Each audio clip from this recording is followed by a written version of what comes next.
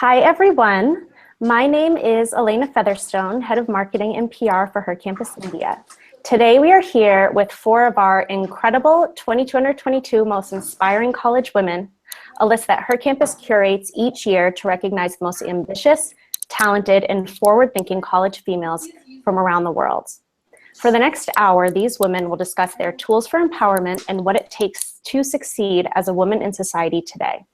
Turning over to our moderator, Katie Speller, editor at Her Campus, to kick off this inspiring chat. Hi, everybody. Thanks, Elena. As she said, my name is Katie Speller. I'm the news editor at Her Campus. With me are our esteemed panelists. They were selected for their vision, their drive, and inspirational work, and get ready to be floored by them. They're incredible. With me today, we have Apetha Advan, the founder of the Pearl Project. Hi. We have Alara Ijailba, founder of Code Red. Hey guys, so nice to meet you. Hannah Zimmerman, New York City's youngest elected official with the New York County Committee and the youngest person to ever sit on the DNC Credentials Committee. Hi, it's so cool to be here. And we have Angela Zoe, the founder of the Partnering Princess Initiative with the International Princess Project. Great to be here, thanks. All right, so today we'll be discussing giving young women the tools for empowerment and success, zeroing in on the innovative and powerful ways women can overcome the various intersecting barriers that the world throws at them and how they can uplift others along the way. Thank you so much for joining us, and we're going to start with a question directed to the panel. Your work informed your understanding of the different barriers young women face on the road to success, whether that's financial independence, professional growth, or getting a seat at the table and representation. I'm going to start with Angela, and we'll work our way down. Oh, hey, Angela, it's up to you. Oh, okay, sorry about that. So for me, through my work, I really felt as though I learned that young women can face barriers to success when they don't really know what resources are available to them. I think that when young women are first going out into their communities and trying to start something or be a part of something, they're not really aware of what's out there and they don't really know the right questions to ask. So one way that I was able to overcome that was to seek out mentors in the fields I was interested in. So for me, human rights and women's empowerment in emerging economies is something I'm really passionate about. And on a local level, growing up in Orange County, I didn't really know where to start with that. So I really sought out mentors that I read about online, contacted them, asked them for information about how they got involved in their work. And I think that having a person who can be that role model figure for you can help young women a lot in terms of achieving a place that they would want to achieve in the future. So awesome. So Apetha, you want to hop in next?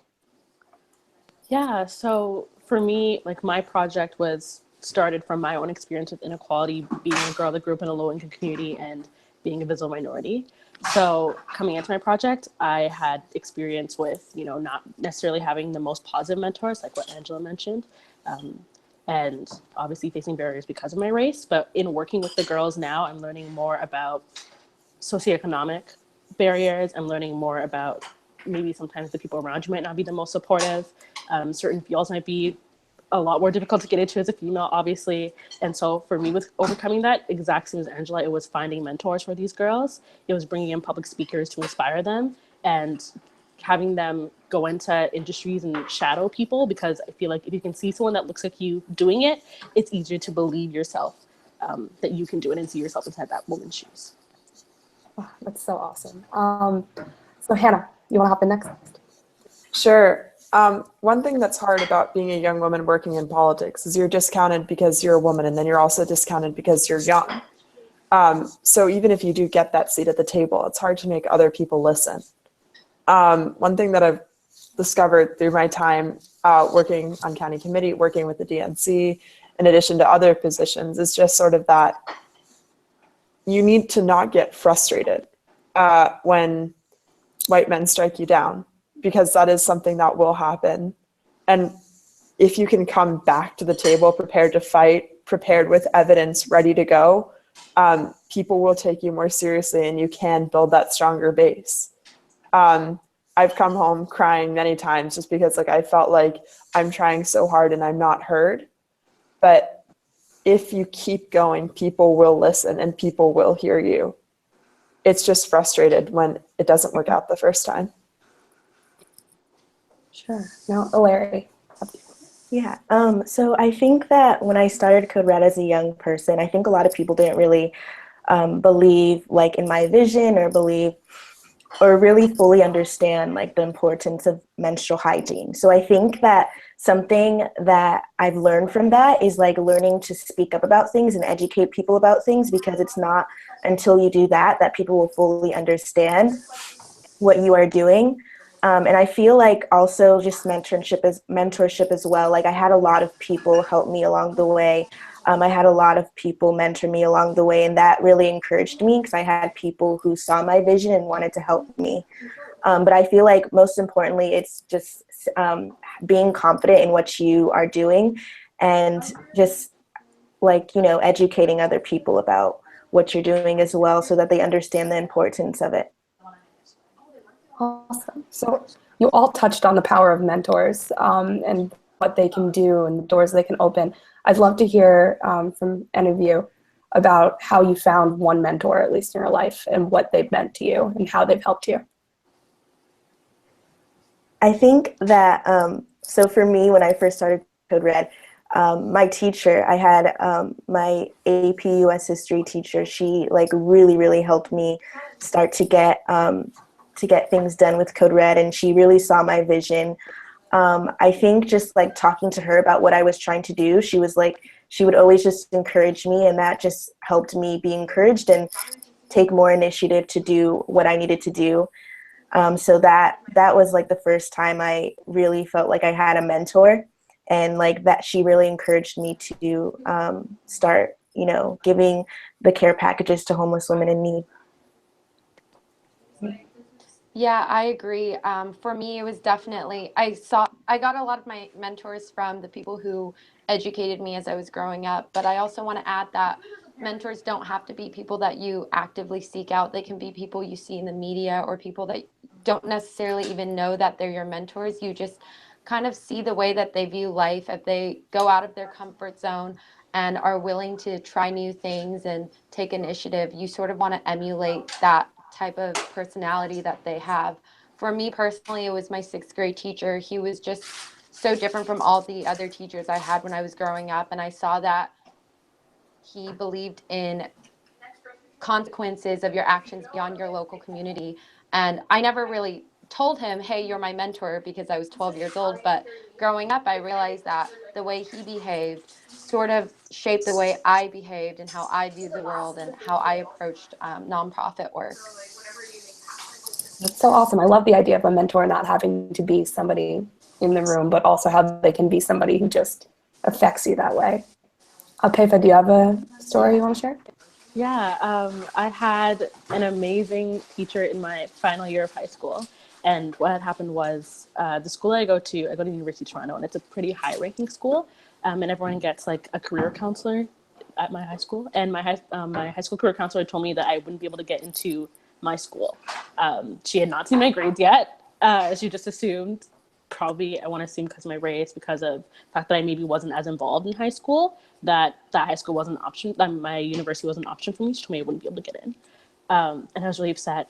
Came to my teacher crying, came into class crying. She pulled me to the side and she was like, I think you're brilliant. She was like, if you need help with your application, you need help with anything else, you're writing, she was like, I will help you. And I didn't necessarily have a relationship with that teacher at that point, but after that, like, me and her are extremely close now. She helped me with my application. I go to the University of Toronto now. But having someone that is your teacher and someone that's supposed to help you like go further in life, tell you that you can't do something, is extremely limiting. But having her say, don't listen to her, I will help you do this application, you're going to get in, I think you're smart, I see your potential, and being here now, I don't know, I just love her so much. I think she's completely changed like the trajectory of my life. I wasn't going to apply if she hadn't pulled me to the side and talked to me. So. Awesome. Hannah, do you have one? Yeah, I mean, I've been blessed to have so many important mentors in my life, but one thing that I want to touch on that was just very, very important for me was my parents. My parents were just sort of there whenever I wanted to do anything crazy. Like, my mom carried petitions for me when I was trying to get on the ballot. So it was just really amazing to have that support force at home, because that made going into the world and doing things so much easier, even though they weren't the most politically active or engaged. Just sort of having like, I want to just coming to the dinner table and being like, I want to do this. And then having them say, okay, yeah, go ahead, do it. That was really great. In terms of my professional mentor, when I first started organizing and getting my boots on the ground, I went to, in September of 2015, like grassroots for Bernie meetings. And I met this woman who was leading the efforts. And she took me under her wing. She taught me how to organize. She taught me how to make political change from the grassroots. And all of these skills that she taught me, I still use today. So a mentor doesn't have to be a teacher. It can just be someone you meet on the ground. And I'm not as close with her now as I was back on the Bernie campaign, but I still follow her work, and I'm still grateful for everything that she's taught me, and how everything I've been able to jumpstart, every group I've been able to co-found, all those skills correlate to what she taught me back in fall of 2015. So awesome. So that actually leads to a question we have from our audience. So how do you actively seek out a mentor? Maybe if you don't have a teacher built in, or it's not a parent, but you're trying to find somebody who gets what you're about and understands your work. How do you go about connecting with them? I think like even just like a simple email can go like a long way. Like if you see someone, like an article about someone, or you see some just like a video about someone, and you're like, oh wow, that's like really inspiring. Just a lot of research, and find an email and just reach out to them, or like maybe slip into the DMs on Twitter or Instagram and just be like, hey, like I'm like really impressed by the work you're doing. Like I would love to connect with you. I'd love to have coffee with you. I feel like that's like a really good thing to start. But like people were saying before, you don't necessarily have to connect with a mentor for them to be your mentor. You can be inspired by them and, follow up on their work. And through their work, they are somehow mentoring you, which is like also very powerful and amazing. Awesome. Anyone else have any thoughts on that? I just want to echo what Ellery said. Don't be afraid to reach out. Like, inspiring people who do amazing things probably want to help you do amazing things too. So like DMs, emails. I used LinkedIn for like a solid month of just like messaging people. Yeah, me too. Yeah, it's a really great way to connect with people. And if you don't have a LinkedIn, you should get one because they're super helpful. But don't be afraid to ask. A no won't hurt you. And you don't know what a yes could lead to. So. I love that idea, because truly people, especially women, want to help other women and want to help you guys do the incredible work you're doing. And that's such a great thing to share and to spread out. I love it. I'd love to kind of go a little bit deeper into some of your work. So to start out, Apefa, your work with the Pearl Project very specifically deals with redefining success and how to inspire women to reconsider their definitions of success. So how do you do that? What has been your approach to creating and redefining that idea, even when society isn't so supportive? So I'm trying to think of like the easiest way to get girls into the space, because I feel like it can be sometimes a little daunting, and the whole point of the Pearl Project inspire girls that maybe aren't as ambitious or as inspired to do something. So the first thing is that the Pearl Project is a safe space. So girls can come in and hang out, get free lunch, mac and cheese, pizza, just super simple. But at the same time, we bring in public speakers once a week. We have empowerment programming, self-defense programming, a mentorship program, and a pairing program where girls can shadow people in other organizations. So maybe you're hanging out with your friends, and then we have a guest speaker come in that works in the arts or works in law or in STEM, and you hear her speak, and hearing her speak kind of sparks something. You're like, maybe I'll be interested inside that. Our whole job is to take that interest and give you chances to try it out. So we'll part you with a mentor. We'll have you go into that person's office and shadow them for a day. I think a big part of inspiring is being able to see yourself in that person's shoes. And I think a big part of people kind of losing their dreams or feeling unmotivated or giving up on their dreams is that people are telling you can't do it. You're not seeing anyone else do it who looks like you or has the same values as you or same experiences as you.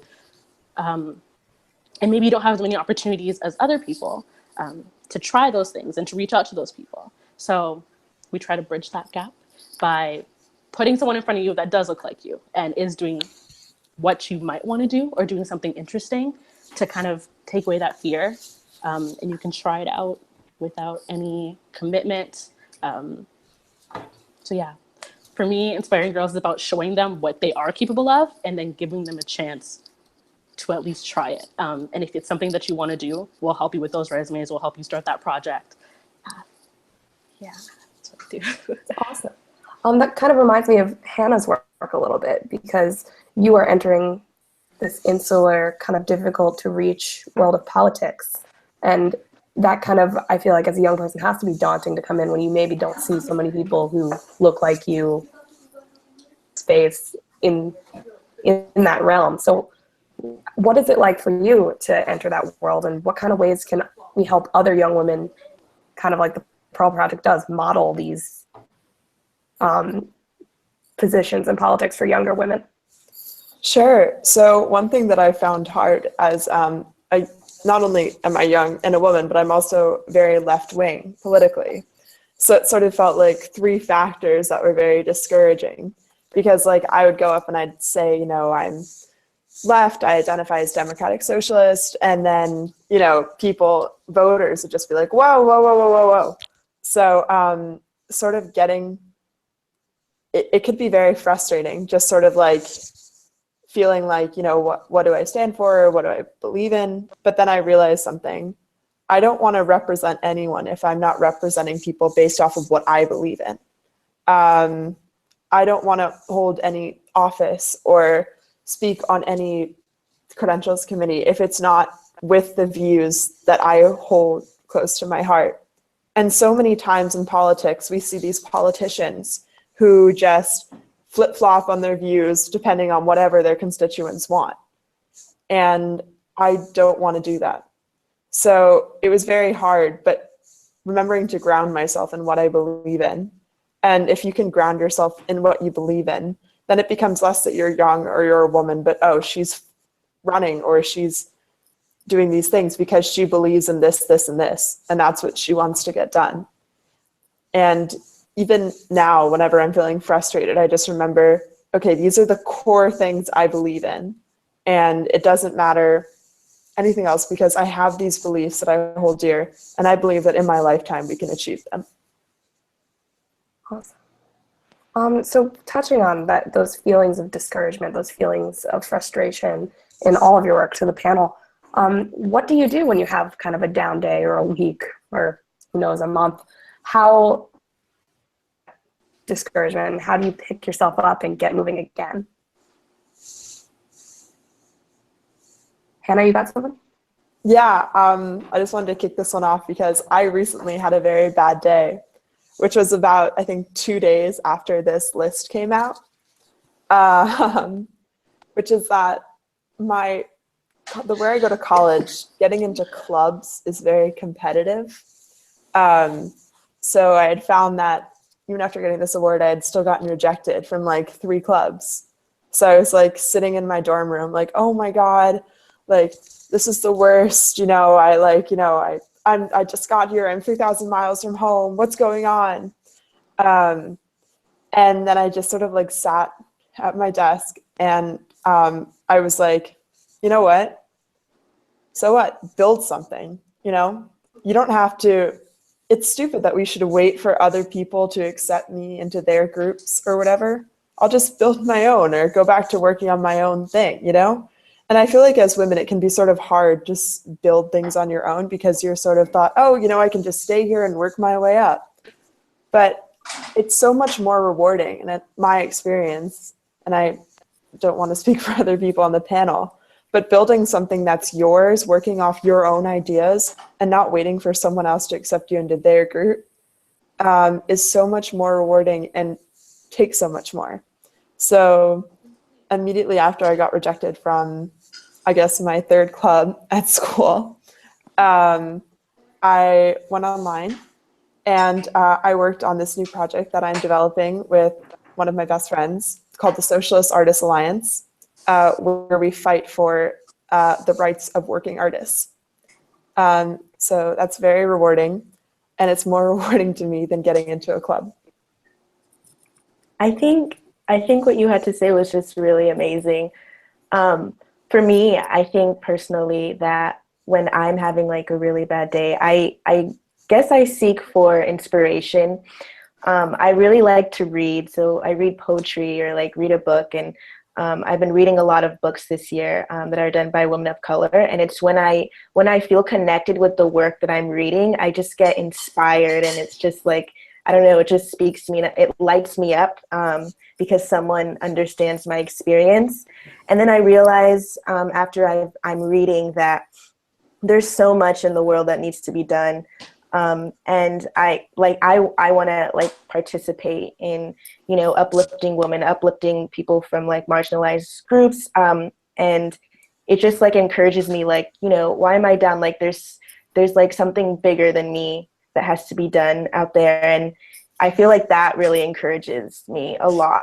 And I don't know if like that's like how it is for other people, but that's something that really encourages me, just like reading, taking the time to read, even just listening to music sometimes too. I always find that that's always really inspirational, looking at art or like going out for like a walk and stuff like that, just to be inspired by nature or like your environment or what's going on around you.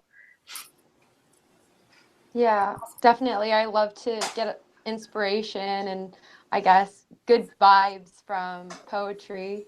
For me, I think sort of taking a step back from more nonprofit work and more into my business program I was in, where I had to travel every single year and essentially re enter the phase of a freshman every year on each campus I went to.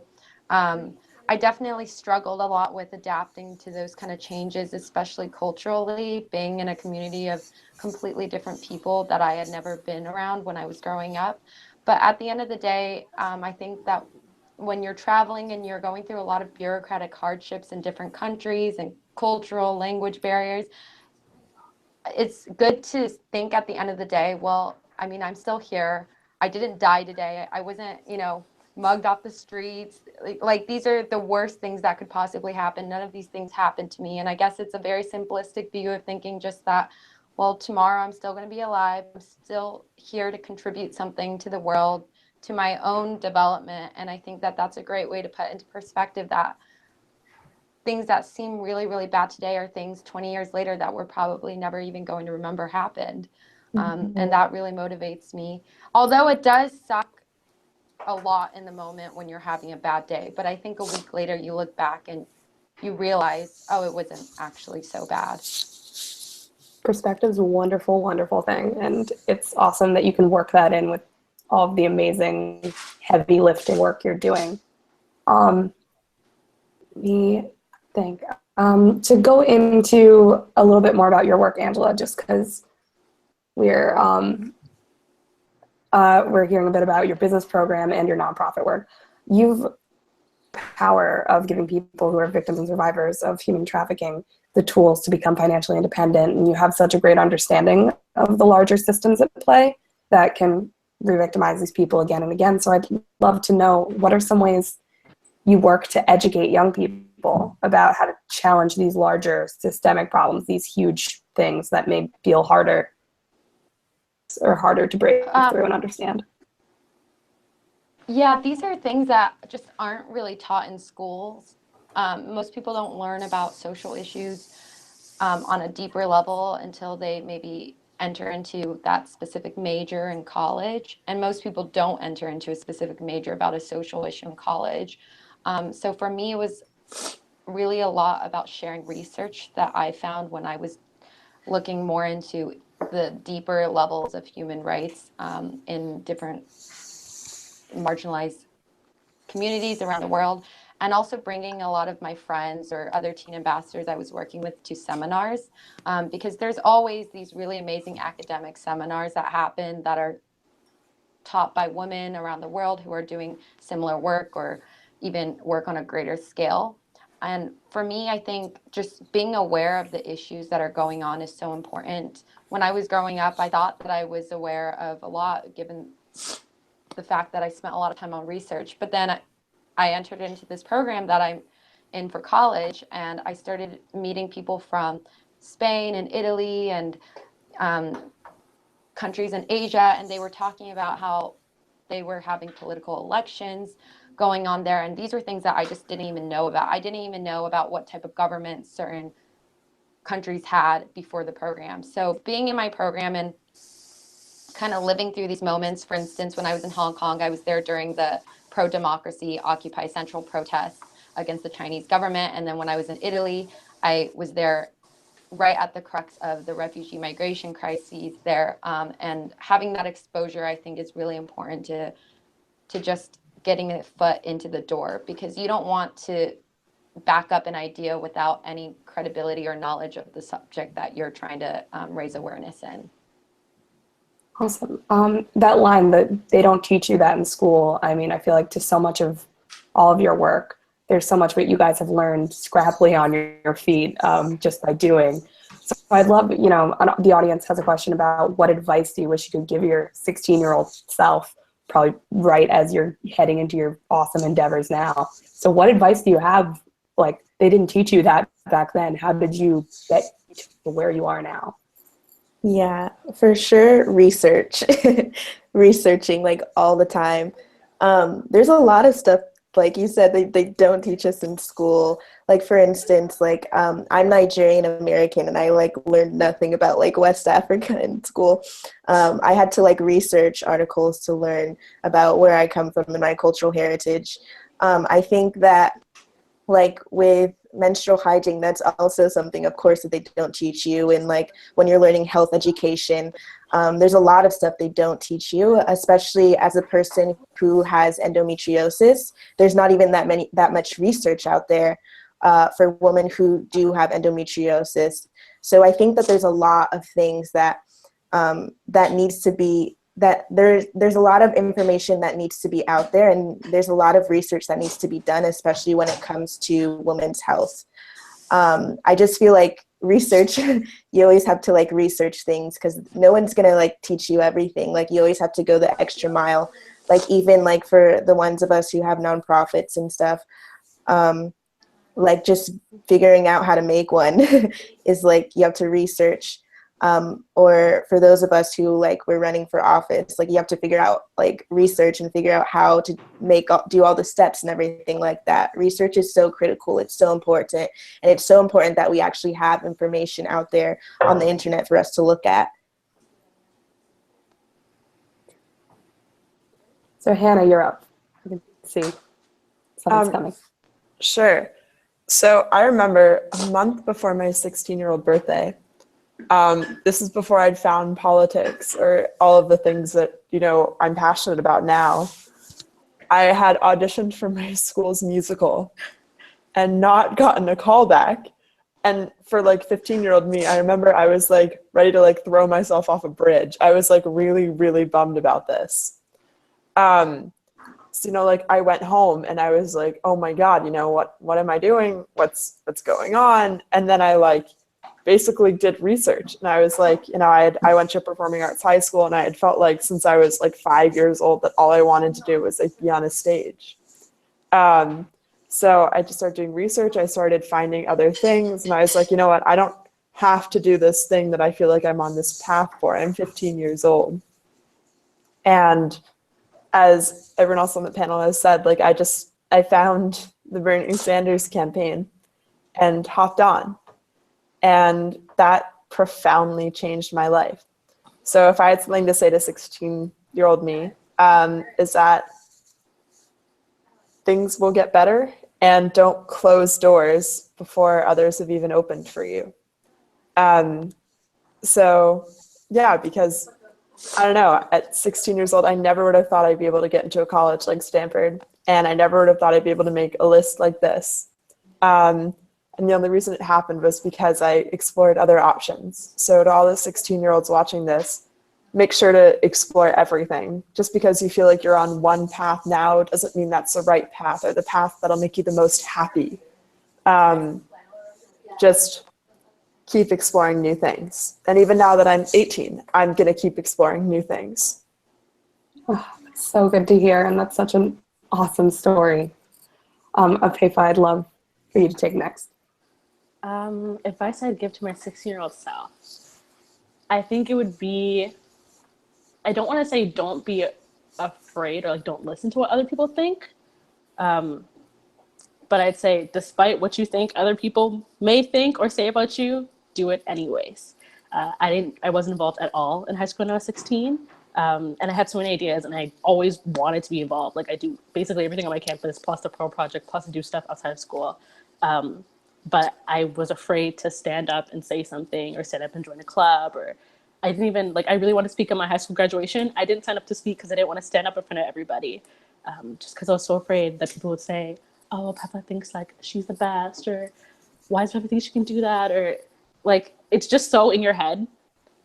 Don't be afraid to do something that you want to do because you think someone might say something about you or someone might think something about you. It doesn't matter what other people are going to say. You do what you want to do. And if I had listened to what people told me when I wanted to start the pro project, I wouldn't be here now. If I had listened to what my guidance counselor told me, I wouldn't be at the university I'm at now. So to 16-year-olds watching and to me, the 16-year-old,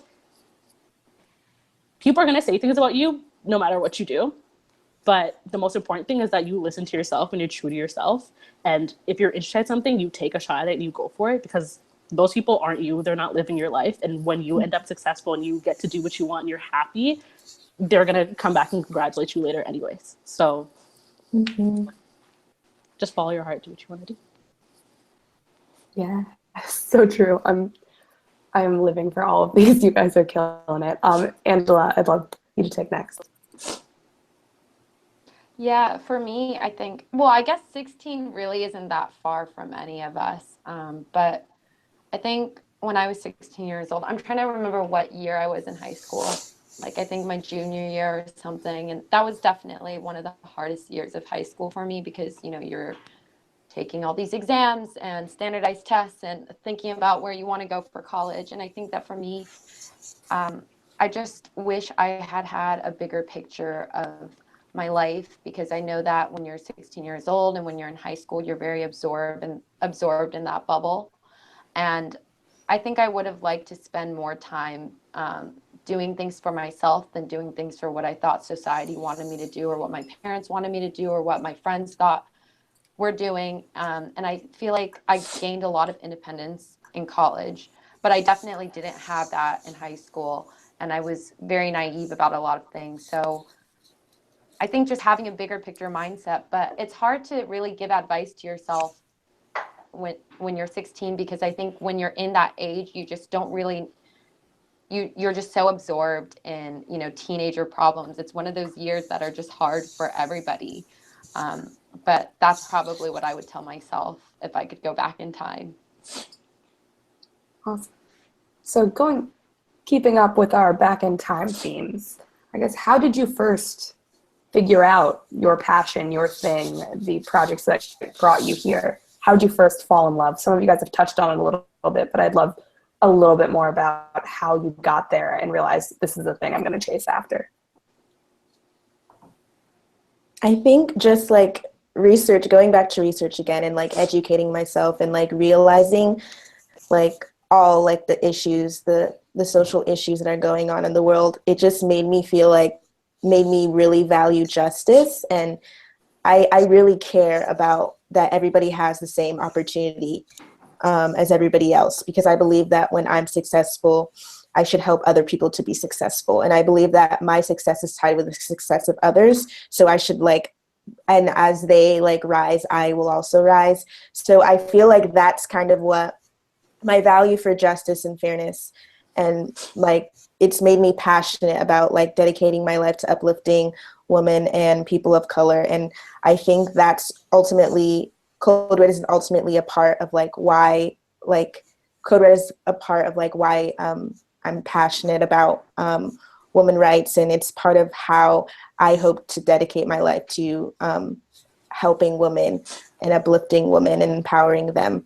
So I think that it's very important that I thought that it was very important at the time that I start like helping women with the issue of menstrual hygiene, because that was also something I had access to. I had access to menstrual products, even though I had endometriosis. But I realized that it would like lacking of menstrual products was stopping other women from giving their 100% every single day. And so I knew I had to do something about that, because that was stopping a woman from succeeding. And I want the women around me, the women in my community, the women that like surround me to be successful, and have passions and reach their dreams and give their best every day. So I knew that providing menstrual products was something that I had to do. Yeah. Before we hop into other people's passions, Larry, I'd love to just, for the issue of menstrual hygiene as such a justice issue, I'd love to hear a little bit more about how you realized really that this one, despite the stigma, despite all of this, along with your endometriosis and realizing what your advantages were, how have you taken on really challenging that stigma and making people see this is a justice issue? Because that's some of the most incredible parts of Code Red to me. Yeah, it's just educating people, just like putting information in their face and telling people and talking about it, on and on and on. I think that also just like, I feel like I've had so many conversations since I started Code Red about menstrual hygiene and how important it is, especially when it comes to like making sure that a woman succeeds and has her basic needs. So I feel like those conversations, I know that they've sent other conversations with the person I've talked to. They've probably talked to someone else about it. So I think that has been a major thing with breaking the taboo. I also think the content that I put on my social media, the Code Red social media, about social justice issues, and just like the people who spread that, like I'm, bringing awareness to the issue that not everyone understands. And it's such a major part of like what I'm trying to do through like empowering women. So yeah, I just think that that's really how like I started to like, break the taboo with everything. Awesome. So that's especially for our audience and for people who are kind of coming into these issues and these broader stuff, do you think there's additional barriers when they're heading into highly stigmatized areas that maybe they have to unpack that and then tackle the justice issue too, or are they all intertwined? What's your approach to that? For me? Yeah. So can you rephrase the question? Sorry. Oh yeah, no. So when you're coming to a issue that is highly stigmatized and is also tied to this larger justice issue, when you're tackling the education and the stigma and the access, do you approach it all together? Do you think education is the first step? Yeah. All at once? I try to approach I think education is the first step, and there's so much intersectionalities that go into it. So I try to break it down so people can understand, but also let them know that it's all one big thing. It's all one big social issue, and it's something that is oppressing women. And like, I feel like people use the word oppression a lot, but they need to understand what like oppression means. It's pressing, it's to press someone, to press a woman. And there's so many issues, like for instance, like the women who are in jails and they aren't given access to the hygiene they need. I recently just went to an event, the criminalization of Black women. And I talked to a woman who explained to me that basically when she was in jail, that the guards would literally take their dirty hands and put it into like the basket with the pads and give them a dirty pad. And that is not sanitary. That is not right. That is denying a woman her basic human rights. And that is something I have, begun to tell people about. Like, I've like been an activist for like ending stuff that is harmful to women, especially when it comes to their health. I think that a lot of people don't understand how far menstrual hygiene goes and how all the issues that are attached to it. So I try to break things down on my social media when I'm in conversations with people to let them understand the whole issue. Awesome. So for the rest of the panel, when you're approaching your own things and your own causes and you're finding your passion for those, I'd love to hear a little bit about your approach as well. Like when you are tackling these very complicated issues and spreading the word to other people, how do you approach it as well?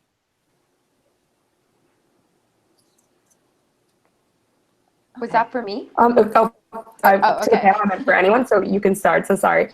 Angela, please take us away. Oh, okay. I hope I'm not interrupting anyone. No, you're good. Okay, thanks. So I guess like for me, a lot of people just think about these social issues and they just think, oh, well, that, really sucks, but it's happening so far away. And a lot of people just can't really get invested emotionally if it hasn't ever happened to them. But I think like this recurring topic of research has been so important in my, I guess, attachment to human rights, because countries, there's just such strong cultural norms, and a lot of people in these countries that institutionalize um, negative practices defend these negative practices on their cultural norms. So for instance, like the reason why I'm passionate about women's rights is because I grew up hearing a lot about Chinese culture. And when I was growing up, that was also during the time that the one-child policy was in place and everybody wanted a son. And I just didn't understand why it really mattered if somebody had a son or a woman. But the reason behind that is because men in China can contribute to the labor force. And I actually wrote my honors thesis about this, about women in the agricultural value chain. They are not counted into labor counts in many countries, even though women participate in both family, caring, and also agriculture. But they're just not counted because they don't work enough hours in agriculture for them to be counted in the census for working in a certain field. And so, like, the norm is just that men can contribute more to the overall family in many of these very farm-based cultures. And so to understand the deeper levels of that, you really need to look at the data and parse it into seeing, well, where else do women contribute? And if I remember when I was doing research, I found out that if women were counted in the labor census, they would actually be contributing to, I think, 70% or more of all the labor in agriculture in the world. They're just not counted in that data. And so I think that being educated beyond surface level figures is really important to understand why is the distinction or a gap in women's rights around the world. So that's something that has been important in my work when I was working with women in human trafficking, because on the surface it looks like, okay, women can leave human trafficking if they're ever rescued. So if a woman is in the human trafficking trade and they're rescued, people just assume, okay, you rescue them and that's the end of the work. But actually it's not true, because on a deeper level, women who are even rescued or escaped from the trafficking trade will sometimes go back because they've been tainted by society. And the cultural norms have dictated that they're dirty and can't offer anything. So they have no other way of making money. So actually many women who are even rescued or escape go back into human trafficking because first they didn't have the contraceptives, so they probably had a child or more than one child. And then also they need to support this child and themselves, but have no other way of making money. So they don't have the financial empowerment that they need to live self-sustainable lives. So they go back to the trade and have to re-enter this negative cycle that is also kind of passed down onto their children, because their children grew up in also a very poor environment. So these were things that just never really occurred to me when I was learning about it at first, and they don't really occur to many people when they hear about human trafficking or human rights. But it's important to know what type of culture a lot of women's rights issues are found in, because that helps you tackle them one by one, kind of like peeling an onion, I guess. Totally. I feel like for global activism, being able to understand all of the working cogs and the working systems is so important to actually be able to have real conversations and make real progress. That's, I think, one of the things I found most interesting about your work. I'd love to just take one more question from the audience as well. They are all really interested in what the best piece of advice you all have ever received is. For me, it was actually an insult, I think. Ooh. I remember, I tell this story a lot, but my senior year of high school, my senior spring, I won this award called the United States Senate Youth Program. I got to be a delegate. And we had a Q&A with senators. And one of the senators we had a Q&A with was Senator Roger Wicker of Mississippi, who is arguably the most conservative senator in the country. And I stood up and I asked him why he voted against a piece of legislation that said climate change was undeniably real. And I didn't back down. I got up and I just stood up and I basically asked him, why don't you think climate change is real? And he responded by calling me assertive, calling me indignant. I was 17 and the senator was just sort of like, you know, calling me out. And I was like, whoa. And I remember, you know, afterwards I'd gotten backlash from the program and everything for like, you know, being too intense and harsh on the senator. And I remember, you know, I was sitting in my room and again, I talk about how much I love my parents and how supportive they are. I remember, you know, going up into my room and calling my mom. And then my mom was like, that man doesn't deserve to be a senator. So I just sort of realized through that, it was like, I need to stand up and say things, because if I don't do them, who else is going to say these things? Who else is going to fight for these things? And this might make me indignant, and this might make me assertive, or whatever adjective you want to use. But I will wear those titles as a badge if it means I get to fight for the causes that are close to me. I can't believe anyone would call that an insult. Assertive is awesome. We love it. Who's that? I think for me, I think that I was watching, or I was looking like Humans of New York. So I was looking at like Humans of New York post, and it was the one that Obama was in. And I think he talked about like focusing on the work that needs to be done, like rather than yourself, or like the worry or the frustrations that you may be feeling at this moment. But self-care is always important. I believe in self-care. And I think that what he was trying to say was that not everything's about you all the time. There's so much work to be done out there. And I think just reading that on Humans of New York, that was like really inspiring. And I think that's a great piece of advice. Like for me, I think that there's so much to be done and I can't always just focus and like, you know, like worry about myself. Yes, self-care is important. But this is something like besides self-care, when you're like focused on like yourself and how you look or like how other people view you. I think that you should focus on the work that needs to be done rather than, you know, giving much attention to how people will like see you or view you. Good advice. Pepa, you're up. So for me, I was talking to my mom one day, and my mom had found out at work maybe like 3-4 years ago that she was being paid less than a man in her office for the exact same job. Whenever I tell people this, they're like, really, what? I'm like, yes, in Canada, like it happens. And my mom had to go up to her supervisor and basically say, like, I know I'm being paid less than this man. Like, I'm going to demand that I be paid the same. And everything worked out. But about 2 years ago, my mom found out that was happening again to another woman in her office. And that woman wasn't going to do anything, but my mom went and talked to her. And she was like, I think you should go like up to her supervisor and say something. And she didn't want to go alone, so my mom went with her. And she faced a little bit of backlash from her coworkers. And when my mom told the rest of her family, my family was like, why would you do that? Like, why would you risk your job? What is too far is going to be mean to you now? And my mom was like, no one went to bat for me, but I know there's an issue with her, so I'm going to go to bat for her. She deserves to have support. And that resonated for me. And that's why I do the Pearl Project. Like, no one went to bat for me. No one really stood out and tried to help me get to where I am. But just because no one helped me does not mean I'm not going to help the next girl who's in the exact same situation. So it's just about standing up for people and believing for equality. And if you see something wrong, you should stand up and you should call it and you should help other people. And even if they don't see that the situation is wrong, let them know. And if they want to be helped, help them. So, yeah. Your mom is a superhero. That's incredible. That's so awesome. Angela, what's your piece of advice? I actually got this piece of advice pretty recently.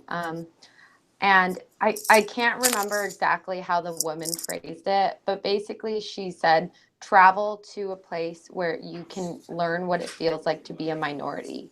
Because in the US, you know, there's such a diversity of colors and ethnicities that are represented in many of the cities. And honestly, being an Asian American in the US is not that bad, you know, but when she was saying like know what it feels like to be a minority, I kind of thought about my third year in Italy, and I feel like Italy is oftentimes portrayed as this glamorous place in movies, but honestly it was so different than what I expected.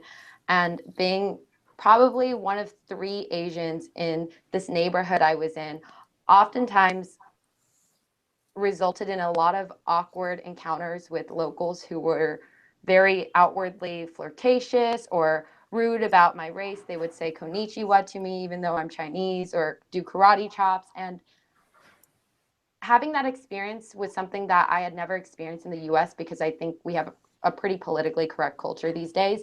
And I know it's nowhere close to what being a real minority feels like. But I think that if more people took the time to go out of their comfort zones of people who look and act like them, it will give them perspective on how other people live their lives and what they have to go through on a daily basis. And it makes you overall a more open and understanding person.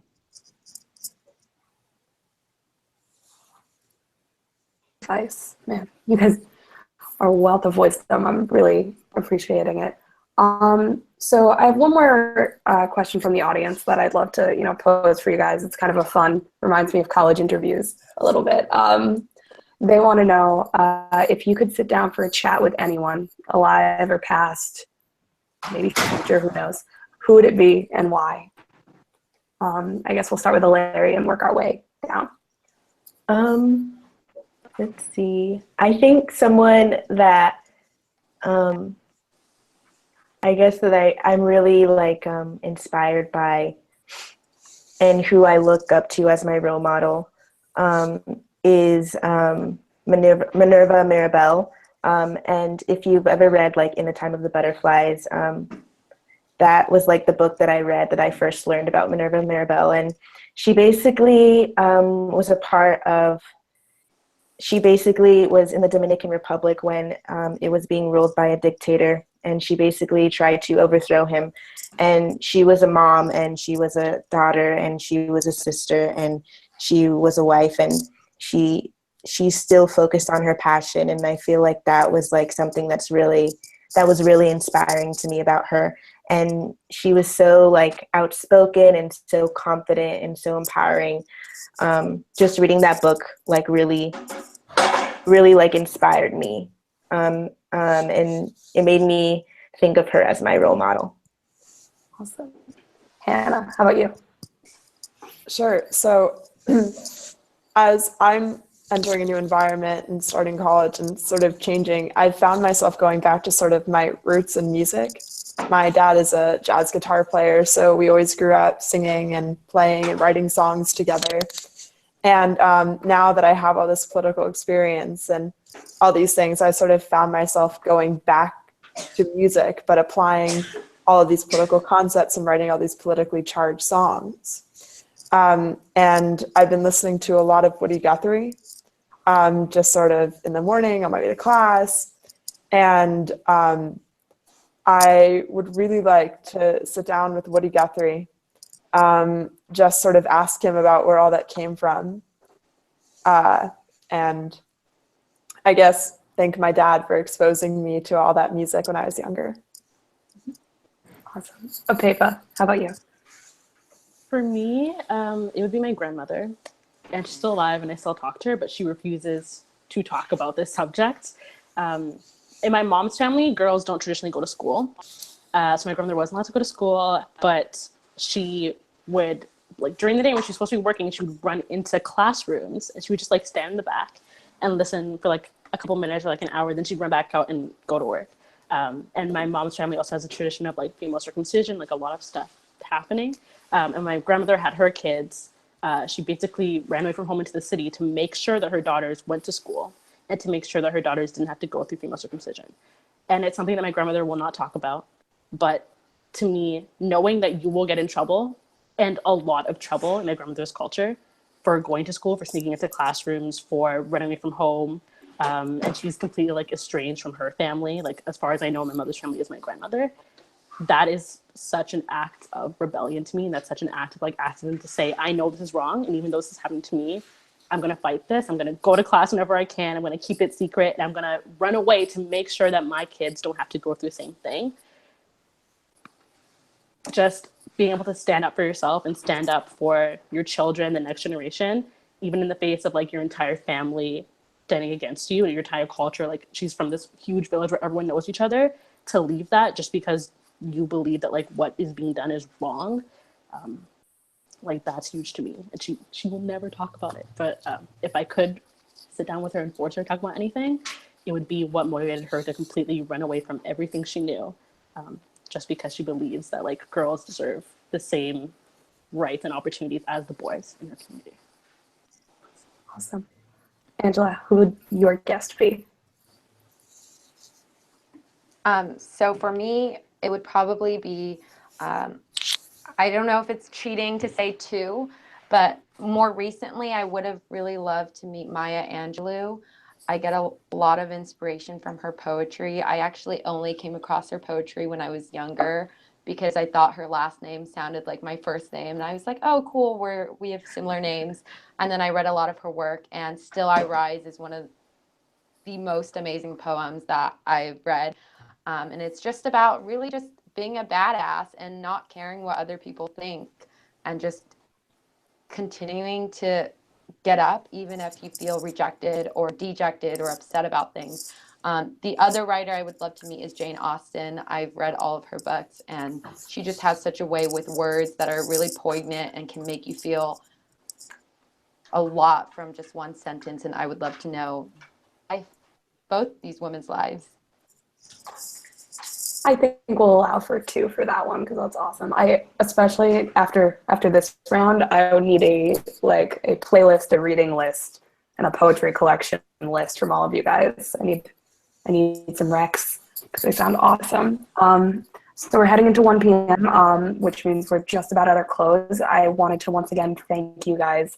Thank Angela, Peifa, Hannah, Aleri for your time, for your words, for your wisdom, and for your awesome work. Everyone watching, you guys can read more about their work, find out how you can get involved when you check out the 22 under 22 .hercampus.com/2017 list. You can read a lot more of their great advice and wisdom, and all of their fantastic nominees. You guys are all incredible. And I just, once again, thank you so much for your time. Thank you. Thank you. Thank you, guys. Yay. All right. And everybody, for us at Her Campus, thank you so much for watching. And we hope to see you at our next hangout on the 19th with 3 more awesome 22 under 22 nominees. All right. Bye, guys. Bye.